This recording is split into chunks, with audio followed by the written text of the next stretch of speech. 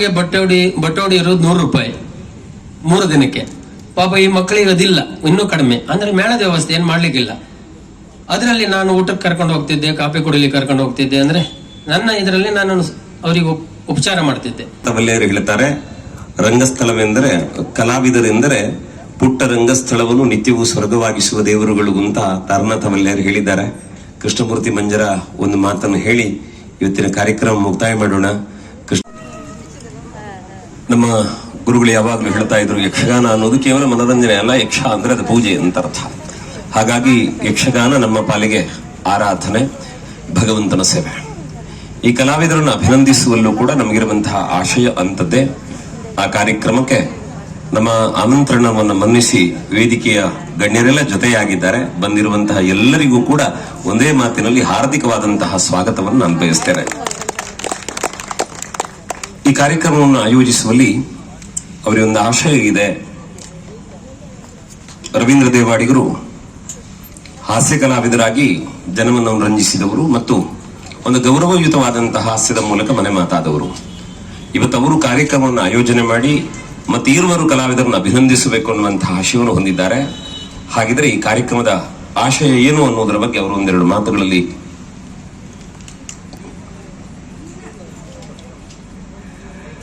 ಅವ್ರು ಮಾತಾಡಬೇಕು ಅಂದ್ರೆ ಕೈ ಸನ್ನೆ ಮಾಡಿ ಹೇಳ್ತಾರೆ, ನೀವು ಹೇಳಿ ಅಂತ. ವಿಷಯ ಇಷ್ಟೇ, ಬಹುಶಃ ಅವ್ರು ಅಷ್ಟನ್ನೇ ಮುಂದೆ ಬಂದು ಹೇಳುತ್ತಿದ್ರೆ ನಾವೆಲ್ಲ ಒಂದು ಕ್ಷಣ ನಗುವುದಿತ್ತೇನೋ. ಕಾರಣ ಹಾಸ್ಯ ಮಾಡುವುದು ಬೇರೆ, ಹಾಸ್ಯ ಆಗುವುದು ಬೇರೆ. ನಮ್ಮಲ್ಲಿ ಬಂಟ್ವಾಳ ಜಯರಾಮಾಚಾರ್ಯರ ಬಗ್ಗೆ ಮಾತಾಡಬೇಕಿದ್ರೆ ಹೇಳ್ತಿದ್ರು, ಅವ್ರ ರಂಗಕ್ಕೆ ಬರುವುದೇ ಒಂದು ಹಾಸ್ಯ ಆಗುವುದು ಅಂತ. ಅಂದ್ರೆ ಅದು ದೈವದತ್ತವಾಗಿ ಬಂದಂತಹ ಒಂದು ಅನುಗ್ರಹ ಅಂತ ನಾನು ಭಾವಿಸ್ತೇನೆ. ಆ ದೃಷ್ಟಿಯಲ್ಲಿ ರವೀಂದ್ರ ದೇವಾಡಿಗರು ತಮ್ಮ ಹಾಸ್ಯವನ್ನು ಮತ್ತೆ ಕಟ್ಟಬೇಕಾದ ಕಥೆ ಇಲ್ಲ. ಅವರು ಬರ್ತಾ ದೇವರು ಅವರಿಗೆ ಆ ಒಂದು ಅನುಗ್ರಹವನ್ನು ಮಾಡಿದ್ದಾರೆ. ತನ್ನ ಕಲಾ ಜೀವನದಲ್ಲಿ ತಾನು ಸಂತೋಷವನ್ನು ಕಂಡು ಇರುವರು ಕಲಾವಿದರನ್ನ ಅಭಿನಂದಿಸಿದರೆ ಬಹುಶಃ ತಾನು ಮಾಡುತ್ತಾ ಇರುವ ಸೇವೆಗೊಂದು ಅದು ಗೌರವ ಅನ್ನುವ ಭಾವ ಅವರಿಗಿದೆ. ಆ ಕಾರಣಕ್ಕೆ ವೇದಿಕೆಯ ಮೇಲಿರುವ ಇವರನ್ನು ಅಭಿನಂದಿಸುವುದಕ್ಕೆ ಅವರು ಮನಸ್ಸು ಮಾಡಿದ್ದಾರೆ. ಮೊದಲಿಗೆ ಸುರೇಶ್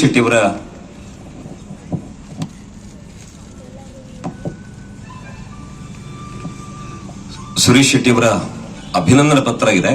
ಅದನ್ನು ನಾನು ಸುದೀರ್ಘವಾಗಿ ವಾಚಿಸಬೇಕಾದ ಅವಶ್ಯಕತೆ ಇಲ್ಲ ಅಂತ ನಾನು ಭಾವಿಸ್ತೇನೆ. ಆದರೆ ಸಭಾ ಕಾರ್ಯಕ್ರಮದಲ್ಲಿ ಅಭಿನಂದನಾ ಪತ್ರ ತುಂಬಾ ಸಣ್ಣದಿರುವುದರಿಂದ ಅದನ್ನು ಹೇಳಿಬಿಡುತ್ತೇನೆ. ಆದರಣೀಯರೇ, ಕರಾವಳಿಯ ಗಂಡು ಕಲೆ ಯಕ್ಷಗಾನ ತವರೂರು ಅನಿಸಿದ ಪ್ರಕೃತಿ ದೇವಿಯ ನೆಲೆಬೀಡು ಪುಣ್ಯಕ್ಷೇತ್ರಗಳ ಆಗರ ಉಡುಪಿ ಜಿಲ್ಲೆಯ ಕುಂದಾಪುರ ತಾಲೂಕಿನ ಶಂಕರನಾರಾಯಣ ಗ್ರಾಮದ ಸಂಕಪುರದ ಬಂಟ ಮನೆತನ ಶ್ರೀ ಶಿವರಾಮ ಶೆಟ್ಟಿ ಮತ್ತು ಹಿಲಿಯಾಣದ ಕುಸುಮ ಶೆಟ್ಟಿ ದಂಪತಿಯ ಮಗನಾಗಿ 1967 ಫೆಬ್ರವರಿ 17ನೇ ತಾರೀಕಿನಂದು ಜನಿಸಿ 8ನೇ ತರಗತಿಯವರೆಗೆ ಶಾಲಾ ಶಿಕ್ಷಣವನ್ನು ಪೂರೈಸಿ ಶಾಲಾ ದಿನಗಳಲ್ಲಿ ಯಕ್ಷಗಾನದಲ್ಲಿ ಆಸಕ್ತಿ ಹೊಂದಿರುವಂತಹ ನೀವು ಮನೆಯಲ್ಲೂ ಯಕ್ಷಗಾನದ ವಾತಾವರಣವಿದ್ದ ಕಾರಣ ಕಲಾವಿದನಾಗಬೇಕೆಂಬ ಹಂಬಲ ಹೊಂದಿ ಡಾಕ್ಟರ್ ಶಿವರಾಮ್ ಕಾರಂತರ ನಿರ್ದೇಶನದ ಉಡುಪಿ ಯಕ್ಷಗಾನ ಕೇಂದ್ರ ಇಂದ್ರಾಳಿಯಲ್ಲಿ ಆಯ್ಕೆಗೊಂಡು ಗುರುಗಳಾದ ನೀಲಾವರ ರಾಮಕೃಷ್ಣಯ್ಯ, ಮಹಾಬಲ ಕಾರಂತ, ಹೆರಿಂಜಾಲು ವೆಂಕಟರಮಣ ಇವರಿಂದ ತಾಳ, ನಾಟ್ಯ, ಸಭಾಲಕ್ಷಣವನ್ನು ಅಭ್ಯಾಸ ಮಾಡಿದ್ದೀರಿ. ಕಾಳಂಗನಾವುಡರ ಭಾಗವತಿಗೆ ಆಕರ್ಷಿತರಾಗಿ ಹಂಗಾರಕಟೆಯ ಯಕ್ಷಗಾನ ಕಲಾ ಕೇಂದ್ರಕ್ಕೆ ಸೇರಿ ಗುರುಗಳಾದ KP ಹೆಗಡೆ ಅವರಲ್ಲಿ ಭಾಗವತಿಕೆಯನ್ನು ಅಭ್ಯಾಸ ಮಾಡಿ ಯುವ ಭಾಗವತರಾಗಿ ಮೂಡಿಬಂದಿರಿ. ನಂತರ ಕ್ರಮವಾಗಿ ಹೊಳಂದೂರು ಸಂಜೀವ ಶೆಟ್ಟರ ಯಜಮಾನಿಕೆಯಲ್ಲಿ ಕಮಲಶಿಲ ಮೇಳ 2 ವರ್ಷ, ಕಿಶನ್ ಹೆಗಡೆ ಪಳ್ಳಿ ಇವರ ಯಜಮಾನಿಕೆಯಲ್ಲಿ ಕಾಳಿಂಗನಾವುಡರ ಜೊತೆಗೆ ಸಾಲಿಗ್ರಾಮ ಮೇಳದಲ್ಲಿ 2 ವರ್ಷ, ತಾರಾನಾಥ ಶೆಟ್ಟಿ ಹಾಲಾಡಿ ಇವರ ಯಜಮಾನಿಕೆಯಲ್ಲಿ ಹಾಲಾಡಿ ಮೇಳದಲ್ಲಿ 1 ವರ್ಷ, ನಂತರ ವೈ ಕರುಣಾಕರ ಶೆಟ್ಟಿ ಅವರ ಯಜಮಾನಿಕೆಯಲ್ಲಿ ಪೆರಳೂರು ಮೇಳದಲ್ಲಿ ಸುಬ್ರಹ್ಮಣ್ಯ ಧಾರೇಶ್ವರರ ಸಹ ಭಾಗವತರಾಗಿ 20 ವರ್ಷಗಳ ಕಾಲ ಭಾಗವತರಾಗಿ ತಮ್ಮ ಸೇವೆಯನ್ನು ಮಾಡಿದ್ದೀರಿ. ಯಕ್ಷ ತಿರುಗಾಟದ ಸುವರ್ಣ ಯುಗ ನಿಮ್ಮ ಪದಾರ್ಪಣೆ ವರ್ಷದಲ್ಲಿ ಶೂದ್ರ ತಪಸ್ವಿನಿ, ಚಾರು ಚಂಡಿಕೆ, ಪದ್ಮಪಲ್ಲವಿ, ನಾಗನಂದಿನಿ, ಚೈತ್ರ ಚಂದನ, ಶಿವಾನಿ ಭವಾನಿ, ಸಾವನಿ ಪಾವನಿ, ದಾಮಿನಿ ಭಾಮಿನಿ, ಶ್ರೀ ಶಿವರಂಜನಿ, ನಾಗವಲ್ಲಿ ಹಾಗೂ ಪೌರಾಣಿಕ ಪ್ರಸಂಗಗಳಲ್ಲೂ ಪ್ರಸಿದ್ಧಿ ಪಡೆದು ದೇಶ ವಿದೇಶದಲ್ಲೂ ನಿಮ್ಮ ಹಾಡುಗಾರಿಕೆ ಗಂಪನ್ನು ಪಸರಿಸಿದ್ದೀರಿ. ಜೊತೆಗೆ ಅಪಾರ ಅಭಿಮಾನಿಗಳನ್ನು ಹೊಂದಿದ್ದೀರಿ. ಹಲವಷ್ಟು ಮಾನಸಮ್ಮಾನಗಳನ್ನು ಹೊಂದಿದ್ದೀರಿ. ನಿಮ್ಮ ಕಲಾ ಸೇವೆಗೆ ಸದಾ ಬೆಂಬಲವಾಗಿ ಮಡದಿ ಶೃಂಗಾರಿ ಶೆಟ್ಟಿ, ಮಕ್ಕಳಾದ ಚಿರಾಗ್, ವಿಪುಲ್ರನ್ನು ಒಳಗೊಂಡ ಸುಖ ಸಂಸಾರ ನಿಮ್ಮದು. ನಿಮ್ಮ ಯಕ್ಷ ಪರ್ಣ್ಯದ ಭವಿತವ್ಯದ ಬದುಕು ಸುಖ, ಶಾಂತಿ, ನೆಮ್ಮದಿ, ಸುಶ್ರಾವ್ಯ ತರಂಗಗಳಿಂದ ಕೂಡಿರಲಿ ಎಂದು ಪರಮಾತ್ಮನಲ್ಲಿ ಪ್ರಾರ್ಥಿಸ್ತೇವೆ ಅಂತ ಹೇಳುತ್ತಾ ಅವರಿಗೆ ಅಭಿನಂದನೆ ನೆರವೇರಿಸುವಂತದ್ದು. ಬಂಧುಗಳೇ, ಒಬ್ಬ ಕಲಾವಿದನ ಬಗ್ಗೆ ನಾವು ಯಾಕೆ ಮಾತನಾಡುವುದು ಅಂತ ಕೇಳಿದ್ರೆ, ನಾವು ಅವ್ರನ್ನ ಹೇಳಿ ಮತ್ತೆ ಅವರು ದೊಡ್ಡವರಾಗಬೇಕಾದ್ದಿಲ್ಲ. ಯಾಕೆಂದ್ರೆ ಅವರ ಸುಶ್ರಾವ್ಯವಾದಂತಹ ಗಾನವನ್ನು ಕೇಳಿ ನಾವು ಅವರಿಗೆ ಋಣಿಗಳಾಗಬೇಕಾದ ಕರ್ತವ್ಯ ಇದೆ. ನಮ್ಮಲ್ಲೊಂದು ನಂಬಿಕೆ ಏನು ಅಂತಂದ್ರೆ, ವೇದವನ್ನೇ ಪೂಜೆ ಮಾಡ್ಲಿಕ್ಕೆ ಆಗುವುದಿಲ್ಲ ಅನ್ನೋ ಕಾರಣಕ್ಕೆ ವೇದವನ್ನು ಕಲಿತವರಿಗೆ ಆರಾಧನೆ ಮಾಡುವುದು ಕ್ರಮ. ಹಾಗಾಗಿ ಭಾಗವತಿಗೆ ಪದ್ಯವನ್ನು ಪೂಜೆ ಮಾಡ್ಲಿಕ್ಕೆ ಆಗುವುದಿಲ್ಲ, ಪುಸ್ತಕ ಪೂಜೆ ಮಾಡಬಹುದು. ಹಾಗಾಗಿ ಪದ್ಯವನ್ನು ಪೂಜೆ ಮಾಡ್ಲಿಕ್ಕೆ ಆಗುವುದಿಲ್ಲ ಅಂತ ಆ ಪದ್ಯ ಹಾಡುವವರನ್ನು ಗೌರವಿಸಿದ್ರೆ ಅದು ಆ ಸಾಹಿತ್ಯಕ್ಕೆ ಕೊಟ್ಟ ಗೌರವ ಅನ್ನುವ ಭಾವ ನಮಗಿರುತ್ತದೆ. ಅದೇ ಭಾವದಿಂದ ಸುರೇಶ್ ಶೆಟ್ಟಿ ಅವರನ್ನು ಇವತ್ತು ವೇದಿಕೆಯ ಗಣ್ಯರು ಅಭಿನಂದಿಸಬೇಕು ಅಂತ ವಿನಂತಿ ಮಾಡಿಕೊಳ್ಳುತ್ತೇನೆ. ಹಾಗೆ ಪುರಂದರ ಮೂಡುಕಣಿಯವರು ಉತ್ತರ ಕನ್ನಡ ಜಿಲ್ಲೆಯ ಹೊನ್ನಾವರ ತಾಲೂಕಿನ ಶರಾವತಿಯ ತೀರದ ಮೂಡುಕಣಿ ಎಂಬ ಊರಿನಲ್ಲಿ ಶ್ರೀಮತಿ ಮಾದೇವಿ ಮತ್ತು ಸುಬ್ಬುನಾಯಕ ದಂಪತಿಗಳ ಮಗನಾಗಿ 1980ನೇ ಇಸ್ವಿಯಲ್ಲಿ ತಮ್ಮ ಜನನವಾಗುತ್ತದೆ. 7ನೇ ತರಗತಿಗೆ ಸಾಂಪ್ರದಾಯಿಕ ಶಿಕ್ಷಣವನ್ನು ಮುಗಿಸಿ ಪರಿಸರದಲ್ಲಿ ಹಾಸಕ್ಕಾಗಿ ವಿಜೃಂಭಿಸುತ್ತಿರುವ ಯಕ್ಷಗಾನ ಕಲೆಯತ್ತ ಆಸಕ್ತರಾಗಿ ಪ್ರಸಿದ್ಧ ಕ್ಷೇತ್ರ ಗುಂಡಬಾಳ ಮೇಳಕ್ಕೆ ಸೇರಿದಿರಿ. ಅಲ್ಲಿ ಮಂಕೇಶ್ವರ ನಾಯ್ಕ ಮತ್ತು ಮಹಾಬಲೇಶ್ವರ ಗೌಡ ಇವರ ಸಹಾಯದಿಂದ ಬಣ್ಣಗಾರಿಕೆ, ವೇಷ ಧರಿಸುವ ಕ್ರಮ ಇವೆಲ್ಲವನ್ನು ಕಲಿತು 1 ವರ್ಷ ತಿರುಗಾಟ ಪೂರೈಸಿ ನಂತರ ನರಸಿಂಹ ಚಿಟ್ಟಾಣಿಯವರ ಆಹ್ವಾನದಂತೆ ಶ್ರೀ ಕ್ಷೇತ್ರ ಅಮೃತೇಶ್ವರಿ ಮೇಳಕ್ಕೆ ಸೇರ್ಪಡೆಯಾಗಿ ಯಕ್ಷ ಸೇವೆಯನ್ನ ಮಾಡಿದ್ದೀರಿ. ಮುಂದಿನ ತಿರುಗಾಟದಲ್ಲಿ ಪ್ರಸಿದ್ಧ ಡೇರೆ ಮೇಳವಾದ ಶ್ರೀ ಪೆರಡೂರು ಮೇಳಕ್ಕೆ ಸೇರಿ ಹಲವಾರು ವರ್ಷಗಳ ಕಾಲ ತಿರುಗಾಟದ ನಂತರ ಇನ್ನೊಂದು ಪ್ರಸಿದ್ಧ ಡೇರೆ ಮೇಳ ಸಾಲಿಗ್ರಾಮ ಮೇಳಕ್ಕೆ ಸೇರ್ಪಡೆಗೊಂಡು ಅಲ್ಲಿ ಪ್ರಸಿದ್ಧ ಹಾಸ್ಯಗಾರರಾದಂತ ಹಳ್ಳಾಡಿ ಜಯರಾಮ ಶೆಟ್ಟಿ ಮತ್ತು ರಮೇಶ್ ಭಂಡಾರಿ ಮೂರೂರು ಇವರ ಒಡನಾಟದಲ್ಲಿ ಚಿಕ್ಕ ಪುಟ್ಟ ಹಾಸ್ಯ ಪಾತ್ರಗಳನ್ನು ಮಾಡುತ್ತಾ ಬಂದಿರಿ. ಹಾಸ್ಯ ಪಾತ್ರಧಾರಿಯಾಗಿ ರೂಪುಗೊಂಡಿರಿ. ಮಾನಿತರೆ, ತಮ್ಮ ಮುಂದಿನ ತಿರುಗಾಟದಲ್ಲಿ ಶ್ರೀ ಪೆರಡೂರು ಮೇಳಕ್ಕೆ ಹಾಸ್ಯಗಾರರಾಗಿ ಸೇರ್ಪಡೆಗೊಂಡು ಯಕ್ಷಗಾನ ಮುಂದುವರಿಸಿದ ತಾವು ಪ್ರಸ್ತುತ ಪ್ರಸಿದ್ಧ ಹಾಸ್ಯಗಾರರಾದ ರವೀಂದ್ರ ದೇವಾಡಿಗ ಕಮಲಶಿಲೆ ಇವರ ಒಡನಾಟದಲ್ಲಿ ಸಹ ಹಾಸ್ಯಗಾರರಾಗಿ ದಕ್ಷ ಯಜಮಾನರಾದ ಶ್ರೀಯುತ ಕರುಣಾಕರ ಶೆಟ್ಟರ ಯಾಜಮಾನ್ಯದ ಪೆರಡೂರು ಮೇಳದಲ್ಲಿ ವಿಜೃಂಭಿಸ್ತಾ ಇದ್ದೀರಿ. ಸುಪ್ರಸಿದ್ಧ ಕಲಾವಿದರುಗಳಾದ ಜಲವಳ್ಳಿ ವೆಂಕಟೇಶರಾವ್, ಹುಡುಗೋಡು ಚಂದ್ರಹಾಸ ನಾಯಕ್, ಕೃಷ್ಣಯಾಜಿ ಬೆಳಕೂರು, ಜಲವಳ್ಳಿ ವಿದ್ಯಾಧರ ರಾವ್, ಶ್ರೀಪಾದವಡ ತಂಡಿಮನೆ, ಶಶಿಕಾಂತ್ ಶೆಟ್ಟಿ, ಯಲಗುಪ್ಪ ಸುಬ್ರಹ್ಮಣ್ಯ ಹೆಗಡೆ, ಶಂಕರ ಹೆಗಡೆ ನೀಲಕೋಡು ಹಾಗೂ ಸುಪ್ರಸಿದ್ಧ ಭಾಗವತರಾದ ಸುಬ್ರಹ್ಮಣ್ಯ ಧಾರೇಶ್ವರ ಹಾಗೂ ಸುರೇಶ್ ಶೆಟ್ಟಿ ಶಂಕರನಾರಾಯಣ, ರಾಘವೇಂದ್ರಾಚಾರ್ಯ ಜನ್ಸಾಲೆ ಮೊದಲಾದ ಯಕ್ಷ ದಿಗ್ಗಜರೊಡನೆ ಒಡನಾಡಿ ಯಕ್ಷರಂಗದಲ್ಲಿ ಪರಿಪಕ್ವವಾದ ಹಾಸ್ಯಗಾರರಾಗಿ ರೂಪುಗೊಂಡಿದ್ದೀರಿ. ವಿಶ್ವ ರೀತಿಯ ಧ್ವನಿ, ಹಾವಭಾವ, ಆಂಗಿಕ ಚೇಷ್ಟೆ, ಮುಖಾಭಿನಯ ತಮ್ಮ ಹಾಸ್ಯದ ವೈಶಿಷ್ಟ್ಯ. ತಮ್ಮ ಯಕ್ಷಪಯಣದಲ್ಲಿ ಸಹಕರಿಸಿದ, ಮಾರ್ಗದರ್ಶನ ನೀಡಿದ ಎಲ್ಲ ಹಿರಿಕಿರಿಯ ಕಲಾವಿದರುಗಳನ್ನು ಹಾಗೂ ಪೆರಡೂರು ಮೇಳದಲ್ಲಿ ಅವಕಾಶ ಕೊಟ್ಟು ಪ್ರೋತ್ಸಾಹಿಸುತ್ತಿರುವ ಯಜಮಾನರಾದ ಕರುಣಾಕರ ಶೆಟ್ಟಿ ಅವರನ್ನು ಸದಾ ಸ್ಮರಿಸುವ ತಾವು ಸದಾ ಸ್ನೇಹಜೀವಿಗಳು. ಸುಮಾರು 9 ವರ್ಷಗಳ ಸುದೀರ್ಘ ಪಯಣವನ್ನು ಯಕ್ಷರಂಗದಲ್ಲಿ ಪೂರೈಸಿದ ತಮ್ಮ ಮುಂದಿನ ಯಕ್ಷಪಯಣದ ಭವಿಷ್ಯ ಉಜ್ವಲವಾಗಲಿ ಅಂತ ಹಾರೈಸ್ತಾ ಈ ಸನ್ಮಾನವನ್ನು ಸಮರ್ಪಿಸ್ತಾ ಇದ್ದೇವೆ ಅಂತ ಅವರಿಗೆ ಅಭಿನಂದನೆಯನ್ನು ಸಲ್ಲಿಸಲಾಗುತ್ತಾ ಇದೆ. ವೇದಿಕೆಯ ಗಣ್ಯರು ಜೊತೆಯಾಗಿ ಈ ಈರುವರಿಗೆ ಅಭಿನಂದನೆಯನ್ನು ಸಲ್ಲಿಸಬೇಕು ಅಂತ ನಾನು ವಿನಂತಿ ಮಾಡಿಕೊಳ್ಳುತ್ತಾ ಇದ್ದೇನೆ.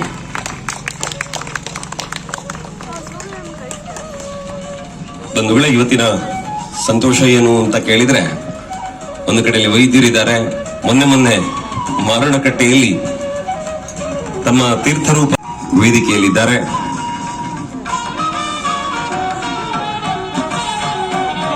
ರವೀಂದ್ರ ದೇವಾಡಿಗರು ಸನ್ಮಾನ ಮಾಡಿ ಇದನ್ನೆಲ್ಲ ಕೊಟ್ಟಿದ್ದಾರೆ.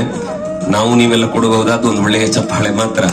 ತುಂಬು ಚಪ್ಪಾಳೆಯೊಂದಿಗೆ ಅವರಿಗೆ ಅಭಿನಂದನೆಗಳನ್ನು ಸಲ್ಲಿಸೋಣ. ಅವರ ಕಲಾ ಜೀವನ ಆನಂದಮಯವಾಗುವ ಹಾಗೆ ಅನಂತ ಪದ್ಮನಾಭ ಸ್ವಾಮಿ ಅನುಗ್ರಹಿಸಲಿ ಅಂತ ಪ್ರಾರ್ಥಿಸ್ತಾ ಅವರಿಗೆ ಶುಭ ಹಾರೈಸೋಣ.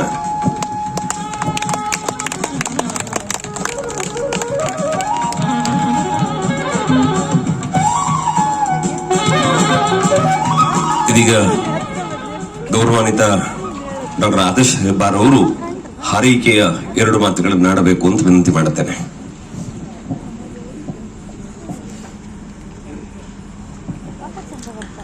ಎಲ್ಲರಿಗೂ ನಮಸ್ಕಾರ. ತುಂಬಾ ಸಂತೋಷವಾಗುತ್ತೆ ಇವತ್ತು. ಯಾಕಂದ್ರೆ ನಮ್ಮ ಸುರೇಶ್ ಶೆಟ್ಟರಿಗೆ ಸನ್ಮಾನ ಮಾಡುವಂತ ಅವಕಾಶ ನನಗೆ ಸಿಕ್ಕಿದೆ. ಅವ್ರನ್ನ ಮುಂಚೆ ಪೆರಡೂರು ಮೇಳದಲ್ಲಿದ್ದಾಗ ನಾನು ತುಂಬಾ ನೋಡ್ತಿದ್ದೆ ಅವರ ಭಾಗವತಿಯನ್ನ. ಒಂದಿನ ಧಾರೇಶ್ವರ ತಾಯಿ ತೀರ್ಕೊಂಡಾಗ 10 ದಿನ ರಜೆ ಮಾಡಿದ್ರು ಅವರು. ಒಂದು ಭಾಗ್ಯ ಭಾರತಿ ಮತ್ತೆ ಅದು ಗದಾಯುದ್ಧ ಯಾವುದೋ ಇತ್ತು ಪ್ರಸಂಗ ಅನ್ಸುತ್ತೆ. 10:30 ಬಂದು ಕೂತವರು 6 ಗಂಟೆವರೆಗೆ ಕಂಟಿನ್ಯೂಸ್ ಭಾಗವತಿಗೆ ಮಾಡಿದ್ರು, ಬೆಳಿಗ್ಗೆವರೆಗೆ. ಅಂಥ ದಿನಗಳು, ಆ ಒಂದು ಕಮಿಟ್ಮೆಂಟ್ ಈಗಿನ ಕಲಾವಿದರಲ್ಲಿ ಇತ್ತಲ್ಲ ನನಗೆ ಗೊತ್ತಿಲ್ಲ. ಆ ದಿನ ನಾವು ತುಂಬ ನೋಡ್ತಿತ್ತದು ಅಂಥದ್ದು. ಅಷ್ಟೇ ಅಲ್ಲ, ಒಂದು ಯೋಗ್ಯ ಕಲಾವಿದ, ಪರಿಶ್ರಮ ಪಡುವ ಜೀವಿ ಅಷ್ಟೇ ಅಲ್ಲ, ನೀವು ಯಾರನ್ನೇ ಕೇಳಿ ಅವರ ಮೇಳದಲ್ಲಿ ಅವರ ಒಡನಾಟ ಇದ್ದವ್ರನ್ನ ಅಥವಾ ಸೋಷಿಯಲಿ ನೀವು ಹೊರಗಡೆ ಸಮಾಜದಲ್ಲಿ ಕೇಳಿ ಅಜಾಜಶತ್ರು, ಯಾರು ಅವ್ರ ಬಗ್ಗೆ ಒಂದು ಕೆಟ್ಟ ಮಾತಾಡೋದಿಲ್ಲ, ಅವ್ರು ಯಾರ ಹತ್ರ ಜಗಳ ಮಾಡೋದೇ ಇಲ್ಲ. ಆದರೆ ಅದಕ್ಕೊಂದು ಅಪವಾದ್ಯ, ಮೊನ್ನೊಂದು ಜಗಳ ಮಾಡಿದ್ದು ನೋಡಿದ್ದೆ ನಾನು ಒಬ್ಬರ ಹತ್ರ. ಆದಿತ್ಯವಾರ ರಾಘು ಹೆಗಡೆಯವರು ಒಂದು ಗಾನ ವೈಭವ ಮಾಡಿದ್ರು. ಆ ದಿವಸ ಒಂದು ಜಗಳ ಮಾಡಿದ್ರು ಇವರು. ರಾಘು ಹೆಗಡೆಯವರು ಇವರು ದುಡ್ಡು ಕೊಡ್ಲಿಕ್ಕೆ ಹೋದ್ರೆ ಇವ್ರು ದುಡ್ಡು ತಗೊಳ್ಳೋದಿಲ್ಲ ಅಂತ. ಅದೇ ದೊಡ್ಡ ಜಗಳ ಆಯಿತು. ಕಡೆಗೆ ಅವರೇ ಗೆದ್ರು ರಾಘು ಹೆಗಡೆಯವರು. ಇಂಥ ಒಂದು ಸರಳ ಸಜ್ಜನಿಗೆ ಸನ್ಮಾನ ಮಾಡಿದ್ದಕ್ಕೆ ನನಗೆ ತುಂಬ ಸಂತೋಷ ಆಗ್ತದೆ. ಅಲ್ಲದೆ ಪುರಂದರ ಮೋಡ್ಕಣಿಯವರು, ಅವರ ವೇಷ ನಾನು ಸಾಲಿಗ್ರಾಮದಲ್ಲೂ ಪೆಡೂರಲ್ಲಿ 2 ಕಡೆ ನೋಡಿದ್ದೇನೆ. ತುಂಬ ಬೆಳವಣಿಗೆ ಹೊಂತ ಇದ್ದಾರೆ. ಹಾಸ್ಯಗಾರನ ಜೀವನ ತುಂಬ ಕಷ್ಟ. ಈಗ ಮೊನ್ನೆ ಒಂದು ಶ್ರೀಪ್ರಭಾ ಸ್ಟುಡಿಯೋ ಅಂತ ಒಂದು ಯೂಟ್ಯೂಬ್ ಚಾನೆಲ್ ಇದೆ. ಅದರಲ್ಲಿ ಒಂದು ಚಪ್ಪರಮನೆ ಶ್ರೀಧರ ಹೆಗಡೆ ಅವರ ಒಂದು ಸಂದರ್ಶನವನ್ನು ಕೇಳಿದ್ದೆ ನಾನು. ಅವ್ರು ಹೇಳ್ತಿದ್ರು, ಸರಿಯಾದ ಮಾತು. ಅವ್ರು 8ನೇ ಕ್ಲಾಸ್ ಪಾಸ್ ಆದವರು, ಅವ್ರು ಎಷ್ಟು ನಾಲೆಜ್ ಇದೆ, ಎಷ್ಟು ಜ್ಞಾನ ಇದೆ ಅಂದರೆ ಹೇಳ್ತಿದ್ರು, ಹಾಸ್ಯ ಅನ್ನುವಂಥದ್ದು ಒಂದು ರೀತಿಯ ವಿಕಾರ, ಅದರಲ್ಲೂ ಒಂದು ಆಕಾರ ಕೊಟ್ಟು ಅದನ್ನು ಚಂದ ಕಾಣಿಸುವನೇ ಹಾಸ್ಯಗಾರ ಅಂತ. ಅಲ್ಲದೆ ನೀವು ಕೇವಲ ಹಾಸ್ಯ ಮಾಡೋದಲ್ಲ, ಅದರಲ್ಲಿ ಒಂದು ಸಂದೇಶ ಕೊಡಬೇಕು. ಕೇವಲ ಹಾಸ್ಯ ಮಾಡೋದಲ್ಲ, ಮತ್ತು ಒಂದು ಹಾಸ್ಯ ಒಂದು ಯಾವುದೇ ಒಂದು ಕಲೆಯ ಇದರಲ್ಲಿ ಕೇವಲ ಪರಿಣಾಮ ಮಾತ್ರ ಅಲ್ಲ, ಅದರಲ್ಲಿ ಪ್ರಯೋಜನ ಕೂಡ ಆಗಬೇಕು ಜನರಿಗೆ ಅಂತ. ಈ 3 ಮಾತು ನಂಗೆ ನೆನಪಿರುವಂಥದ್ದು. ಅದು ಇವತ್ತಿನ ದಿನಗಳೇ ಭಾರಿ ಕಷ್ಟ ಹಾಸ್ಯಗಾರನಿಗೆ. ದಿನ ಒಂದೊಂದು ಹೊಸ ಪ್ರಸಂಗ, ಎಲ್ಲ ಹಾಸ್ಯ ಮಾಡುವಂಥದ್ದೆಲ್ಲ ಮಾಡಿ ಆಯಿತು, ಇನ್ನು ಮಾಡ್ಲಿಕ್ಕೆ ಏನು ಇಲ್ಲ ಅನ್ನುವಂಥ ಒಂದು ಪರಿಸ್ಥಿತಿ. ಅಂಥದ್ರಲ್ಲೂ ಏನೋ ಸೃಜನಶೀಲತೆ, ಏನೋ ಹೊಸ ಹಾಸ್ಯ ಮಾಡಿ, ಅದರಲ್ಲೂ ತುಂಬ ಜಾಗ್ರತೆ ಇರಬೇಕು. ಯಾರಿಗಾದ್ರೂ ಯಾವ ಜಾತಿ ಆದ್ರಂತೆ ಮತ್ತೆ ಮೊದಲೇ ಗಲಾಟೆ ಆಗ್ತದೆ. ಅಂಥ ಪರಿಸ್ಥಿತಿಯಲ್ಲಿ ಇಂಥ ಹಾಸ್ಯಗಾರರು ನಮ್ಮ ಒಂದು ಜೀವನವನ್ನು ಒಂದು ರೀತಿಯಲ್ಲಿ ಸರಳಗೊಳಿಸ್ತಾರೆ, ನಮ್ಮನ್ನು ಖುಷಿಪಡಿಸ್ತಾರೆ. ಅಂಥವರಿಗೆ ಒಬ್ಬ ಸಹ ಹಾಸ್ಯಗಾರನೇ, ಹಿರಿಯ ಕಲಾವಿದನೇ ಸನ್ಮಾನ ಮಾಡಿದ್ದು ಅದೇ ಮೇಳದವರು ತುಂಬ ದೊಡ್ಡ ವಿಷಯ. ಅವರಿಗೂ ಮುಂದೆ ಉತ್ತರೋತ್ತರವಾಗಿ ಒಳ್ಳೆಯದಾಗಲಿ ಅಂತ ಹಾರೈಸಿ ನನ್ನ ಮಾತು. ನಮಸ್ಕಾರ. ಬಂಧುಗಳೇ, ಅವ್ರು ಮಾತನಾಡಿದಾಗೆಲ್ಲ ಖುಷಿ ಅನ್ನಿಸ್ತು, ಆದ್ರೆ ಅದರಲ್ಲಿ ಎಚ್ಚರಿಕೆಯನ್ನು ಕೂಡ ಕೊಟ್ಟಿದ್ದಾರೆ. ಹಾಸ್ಯ ಮಾಡಬೇಕಿದ್ರೆ ಜಾಗ್ರತೆ ಮಾಡಬೇಕು ಅಂತ. ಬಹುಶಃ ಅಂತ ಅನೇಕ ಸನ್ನಿವೇಶಗಳೆಲ್ಲ ಹಾಸ್ಯಗಾರರ ಬದುಕಿನಲ್ಲಿ ಬಂದಿರ್ತದೆ. ಹಾಸ್ಯಗಾರರು ಅಂತಲ್ಲ, ಪ್ರಸಿದ್ಧ ಕಲಾವಿದರಿಗೊಬ್ಬರಿಗೆ ಬಹಳ ತುಂಬಾ ತಿಳಿದವರು ಅವರು, ಪ್ರಸಿದ್ಧ ತಾಳಮದ್ದಲೆ ಅರ್ಥಧಾರಿಗಳು ಕೂಡ. ಅವರಿಗೊಮ್ಮೆ ಕಾರ್ಕಳದಲ್ಲಿ ಚೌಕಿಯಿಂದ ರಂಗಸ್ಥಳದಿಂದ ಕೆಳಗೆ ಇಳಿಯುವಾಗ ಚೌಕಿಯಲ್ಲಿ ಜನ ಒಟ್ಟಾಗಿದ್ರು. ಕಾರಣ ಏನು ಅಂತಂದ್ರೆ, ಮಾತಿನ ಓಘದಲ್ಲಿ ಬರುವಂತಹ ಕೆಲವು ವಿಚಾರಗಳನ್ನು ಸಹಿಸುವುದಿಲ್ಲ. ಅಂಥದ್ರಲ್ಲಿ ತಮಾಷೆಗೆ ಬಂದ್ರೆ ತುಂಬಾ ರುಚಿಗೆ ಹೇಳ್ತಾರೆ. ಅದನ್ನೆಲ್ಲ ನಿಭಾಯಿಸಿಕೊಂಡು ನಾವೆಲ್ಲ ನಗುವ ಹಾಗೆ ಮಾಡ್ತಾರಲ್ಲ, ಆ ಕಾರಣಕ್ಕೆ ನಾವು ಅವರಿಗೆ ಧನ್ಯವಾದ ಹೇಳಬೇಕಾದದ್ದು ಕೂಡ. ಮತ್ತೆ ನಗಿಸ್ತಾ ಇರುವಂತವರ ಬದುಕಿನ ಹಿಂದೆ ನೋವುಗಳಿರ್ತವೆ, ಅವರ ಪರಿಶ್ರಮ ಇರ್ತದೆ. ಇದೆಲ್ಲವನ್ನು ಮನಗಂಡು ನಾವು ಅಭಿನಂದಿಸುವುದು. ಇವತ್ತು ಈರೂರು ವೇದಿಕೆಯಲ್ಲಿದ್ದಾರೆ. ಸುರೇಶ್ ಶೆಟ್ಟಿ ಅವರು ಹಾಡಿದ್ದನ್ನು ಕೇಳಿದ್ದೇವೆ. ಈಗ ಅವರು ಮಾತನಾಡಿದ್ರೆ ಹೇಗಿರುತ್ತದೆ ಅಂತ ಒಂದು ಅಪೇಕ್ಷೆ ಇದೆ. 1-2 ಮಾತುಗಳನ್ನಾಡಿ ನಾವು ರಂಜಿಸಬೇಕು ಅಂತ ತಮ್ಮಲ್ಲಿ ವಿನಂತಿ ಮಾಡಿಕೊಳ್ತೇನೆ. ವೇದಿಕೆಯಲ್ಲಿ ಉಪಸ್ಥಿತರಂತ ಎಲ್ಲ ಗಣ್ಯರೇ, ಪ್ರತ್ಯೇಕವಾಗಿ ಯಾರ ಹೆಸರು ಹೇಳಲಿಕ್ಕೆ ಹೋಗೋದಿಲ್ಲ ನಾನು. ಹಾಗೆ ಈ ಸುಂದರ ಯಕ್ಷರಾತ್ರಿಯನ್ನು ಸವಿಯಲು ಬಂದ ಕಲಾಭಿಮಾನಿಗಳೇ, ಸನ್ಮಿತ್ರರೇ, ಒಡನಾಡಿ ಕಲಾವಿದರೇ, ನಿಮಗೆಲ್ಲ ನನ್ನ ಹೃತ್ಪೂರ್ವಕ ವಂದನೆಯನ್ನು ಸಲ್ಲಿಸ್ತೇನೆ. ರಂಗಮಂಚದ ಮೇಲೆ ಕುಳಿತು ಪದ್ಯ ಹೇಳಿ ಅಭ್ಯಾಸ ಬಿಟ್ರೆ ಹೆಚ್ಚು ಮಾತಾಡಿ ಅಭ್ಯಾಸ ಇಲ್ಲ. ಭಾಗವತರು ಹೆಚ್ಚು ಮಾತಾಡಲೂ ಬರದು, ರಾತ್ರಿ ಸ್ವರ ಇರುವುದಿಲ್ಲ. ಹಾಗೆ ನಾನು ಸನ್ಮಾನಿತನ ನೆಲೆಯಲ್ಲಿ 2 ಮಾತು. ನನಗೆ ಈ ಸನ್ಮಾನ, ಹೊಗಳಿಕೆ ಇದೆಲ್ಲ ನನ್ನ ಸ್ವಭಾವಕ್ಕೆ ಸ್ವಲ್ಪ ದೂರ. ಸುರೇಶ್ ಶೆಟ್ರೆ, ನೀವು ಒಳ್ಳೆ ಪದ್ಯ ಹೇಳಿದೆ ಅಂದ್ರೆ ನಾನು ಅದಕ್ಕೆ ಯಾವುದು ಪ್ರತಿಕ್ರಿಯೆ ಕೊಡೋದಿಲ್ಲ, ಹೋಗ್ತಾ ಇರ್ತೆ. ಹಾಗೆ ಅದು ನನ್ನ ಸ್ವಭಾವ, ದೋಷವೋ ಗುಣವೋ ನಂಗೆ ಗೊತ್ತಿಲ್ಲ. ಹಾಗೆ ಮೊನ್ನೆ ರವೀಂದ್ರ ಫೋನ್ ಮಾಡಿ, ಸುರೇಶ್ ಶೆಟ್ರೆ ನಿಮ್ಗೊಂದು ಸನ್ಮಾನ ಮಾಡ್ಬೇಕು ನಾನು ಅಂತ ಹೇಳಿದ. ಅದಕ್ಕೆ ನಾನು ಹೇಳಿದೆ, ನನಗೆ ಸನ್ಮಾನ ಯಾಕೆ ಮರೆಯ, ಮೇಳದಲ್ಲಿ ಹಿರಿಯ ಕಲಾವಿದರು, ಒಳ್ಳೊಳ್ಳೆ ಕಲಾವಿದರಿದ್ರು, ಅವ್ರಿಗೆ ಮಾಡು ಅಂತ ಹೇಳಿದೆ. ಅದಕ್ಕೆ ಅವನು ಹೇಳಿದ, ನಾನು ಹೇಳಿದಂತೆ ಅವನೇ ನೀನಂತ ಹೇಳು, ದಯವಿಟ್ಟು ಬೇಸರ ಮಾಡಬೇಡಿ.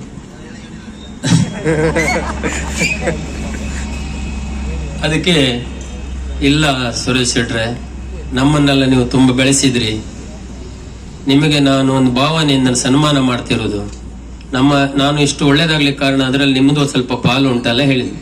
ಆದ್ರೆ ಅವನ ಭಾವನೆಯನ್ನು ಹಾಳು ಮಾಡಬಾರ್ದಂತ ಒಪ್ಕೊಂಡೆ.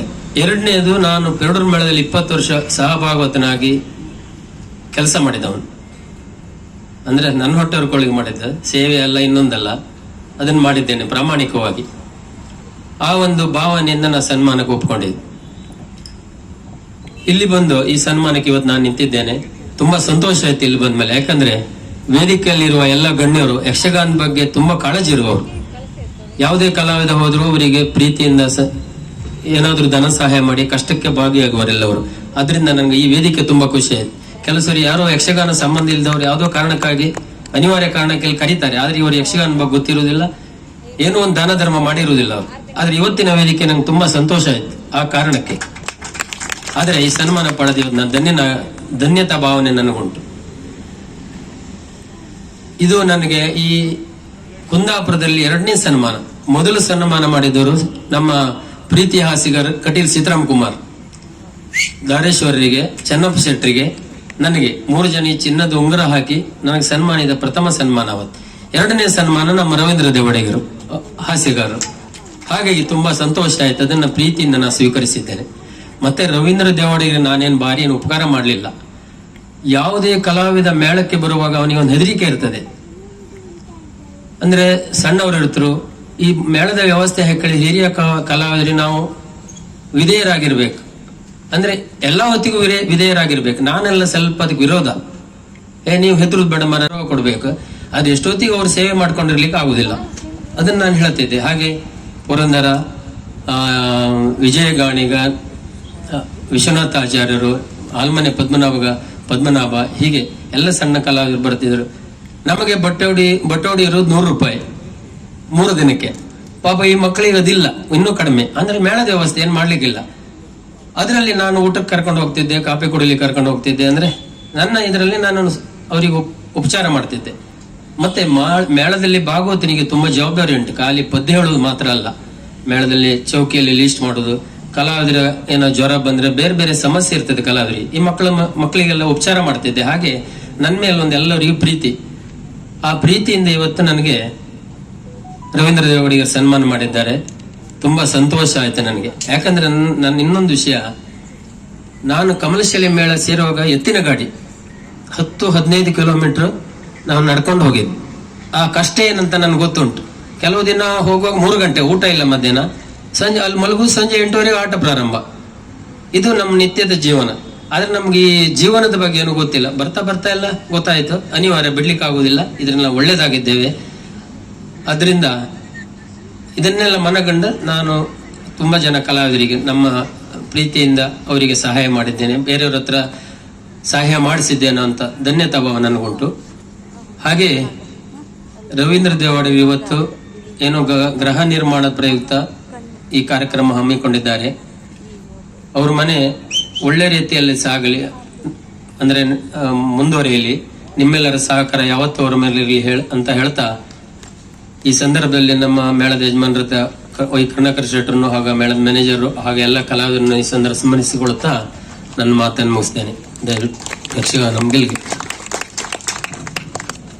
ಇದೀಗ ವೇದಿಕೆಯಲ್ಲಿರುವಂತಹ ಎಲ್ಲ ಗಣ್ಯರಿಗೆ ರವೀಂದ್ರ ದೇವಾಡಿಗರು ಸ್ಮರಣಿಕೆ ನೀಡುವಂತೆ ವಿನಂತಿ ಮಾಡಿಕೊಳ್ಳುತ್ತಾ ಇದ್ದೇನೆ. ಪಿರುಡೂರು ಮೇಳದ ರಂಗಸ್ಥಳಕ್ಕೆ ಬಂದು ನಿಂತಾಗಲ್ಲ ಒಂಥರ ಖುಷಿಯಾಗೋದಲ್ಲ. ಪ್ರವೇಶ ಮಾಡೋದು ನೋಡ್ತಾ ಬರ್ತಾ ಇದ್ದೇವೆ. ಎಷ್ಟು ಕಾಲ ಸೇವೆ ಮಾಡಿದ ತೀರ್ಥಹಳ್ಳಿ ಗೋಪಾಲಾಚಾರ್ಯರಂತ ಮೇರು ಕಲಾವಿದರು ಎಷ್ಟು ಹೆಜ್ಜೆಯನ್ನು ಹಾಕಿರುವುದು ಈ ರಂಗಸ್ಥಳದಲ್ಲಿ ಅಂತ ತಾರನಾಥ ವಲ್ಯರು ಹೇಳ್ತಾರೆ. ರಂಗಸ್ಥಳವೆಂದರೆ, ಕಲಾವಿದರೆಂದರೆ ಪುಟ್ಟ ರಂಗಸ್ಥಳವನ್ನು ನಿತ್ಯವೂ ಸ್ವರ್ಗವಾಗಿಸುವ ದೇವರುಗಳು ಅಂತ ತಾರನಾಥ ವಲ್ಯರು ಹೇಳಿದ್ದಾರೆ. ಕೃಷ್ಣಮೂರ್ತಿ ಮಂಜರ ಒಂದು ಮಾತನ್ನು ಹೇಳಿ ಇವತ್ತಿನ ಕಾರ್ಯಕ್ರಮ ಮುಕ್ತಾಯ ಮಾಡೋಣ. ಕೃಷ್ಣಮೂರ್ತಿ ಮಂಜರು ಯಾರು ಏನು ಅಂತ ನಾವು ಭಾಷಣ ಮಾಡಬೇಕಾದ್ದಿಲ್ಲ. ಬಹುಶಃ ಗಜೇಂದ್ರಾಚಾರ್ಯ ಕೋಣಿ ಇಲ್ಲಿದ್ದಾರೆ, ಅವರೊಂದು ಮಾತು ಹೇಳಿದ್ದಾರೆ. ಒಳ್ಳೆಯ ಕೆಲಸಗಳನ್ನ ಮಾಡ್ಲಿಕ್ಕೆ ದೇವರು ಮನುಷ್ಯ ರೂಪದಿಂದ ಬರ್ತಾರೆ ಅಂತ ಹೇಳುವುದನ್ನು ಕೇಳಿದ್ದೆ, ಆದ್ರೆ ಆ ದೈವತ್ವವನ್ನು ಕೃಷ್ಣಮೂರ್ತಿ ಮಂಜರಲ್ಲಿ ನಾನು ನೋಡಿದ್ದೇನೆ ಅಂತ ಗಜೇಂದ್ರ ಕೋಣಿಯವರು ಹೇಳುತ್ತಿರ್ತಾರೆ.